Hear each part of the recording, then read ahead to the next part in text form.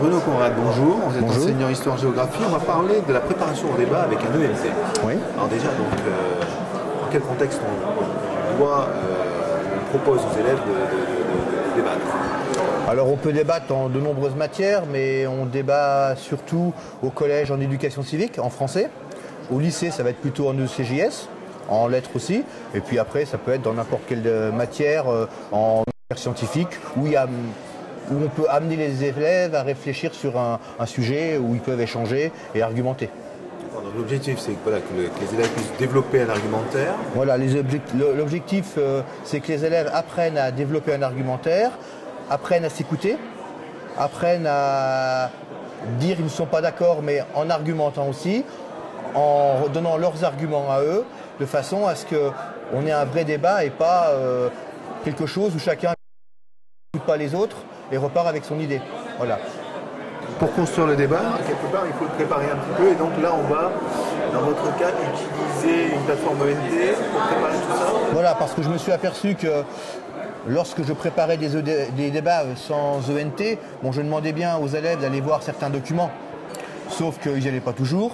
Et puis lorsqu'on faisait le débat, ils n'avaient pas beaucoup d'arguments, ils avaient leurs idées souvent préconçues. Et puis ça ne durait pas longtemps parce qu'à un moment, il n'y avait plus rien à amener, quoi. Alors qu'avec l'ENT, j'utilise l'outil forum qui permet aux élèves, sur la question qui sera débattue avant, donc ils la connaissent, d'aller déjà discuter entre eux. Donc comme c'est un temps plus long, c'est asynchrone, je leur laisse 8 jours, 15 jours. Donc ils ont le temps de voir ce que le copain ou la copine a mis, d'y réfléchir et d'y répondre avec leurs idées. Ils peuvent aussi, je leur mets des liens où ils peuvent aller se renseigner, donc des liens sur des ressources en ligne. Ça peut être une vidéo, ça peut être un document Wikipédia, etc. où ils peuvent se renseigner sur le sujet, mieux se forger une idée et cette façon avoir déjà bien réfléchi à la question avant. On acquiert une culture sur le sujet et ensuite on va débattre. Voilà. Et le but c'est ça, quoi. Et comme ils ont plus de temps et que c'est asynchrone, il n'y a pas tout de suite la réponse un petit peu instinctive, mais on peut se poser un peu et se dire ah oui il a dit ça, mais peut-être qu'il y a quelque chose d'autre à rajouter. Et en situation de classe, alors on fait des choses aussi? Alors en situation de classe, moi je leur présente le débat comme un jeu de rôle. Donc je choisis 2 équipes, en gros de 5 ou 6 élèves qui vont débattre.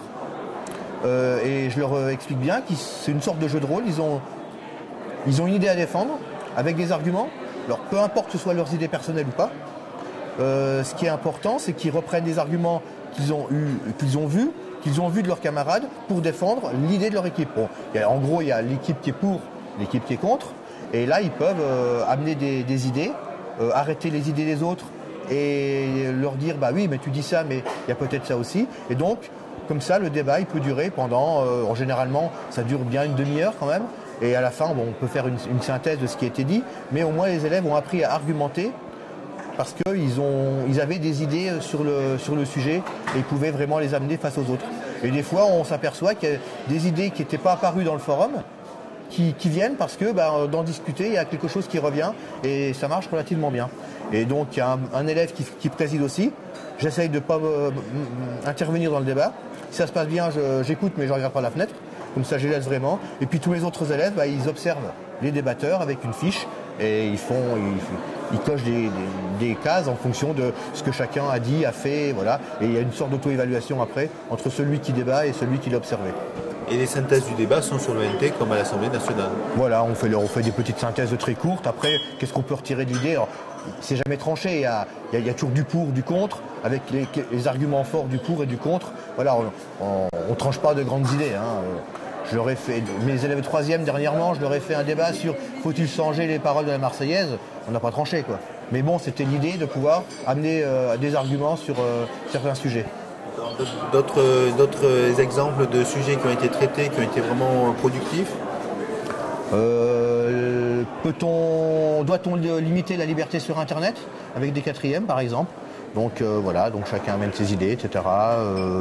Après, c'est surtout, oui, faut-il rendre lorsqu'il y a des élections avec beaucoup d'abstention, je vais le faire là bientôt.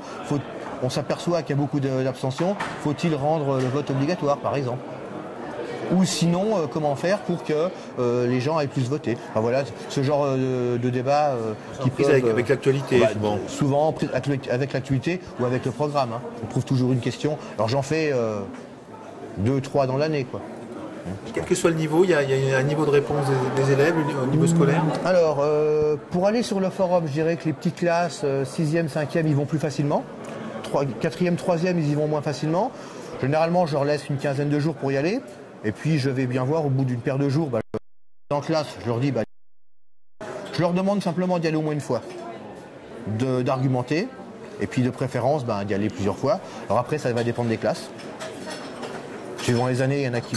Des fois, j'ai 75, 80 interventions. Des fois, j'en ai à peu près, en gros, une par élève, quoi. Bon, c'est tout, c'est comme ça. Et puis, par contre, la partie en classe se passe généralement bien parce qu'il y a un petit peu de matière à amener, quoi.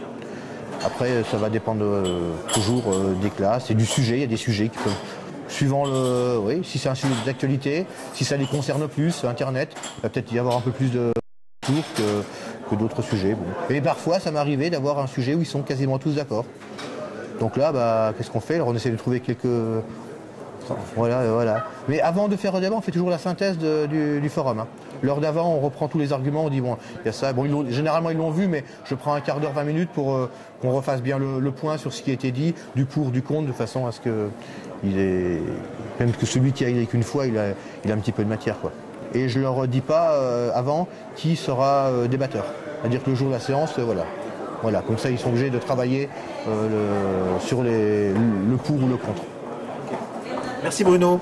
On est un peu plus clair maintenant. Merci à vous.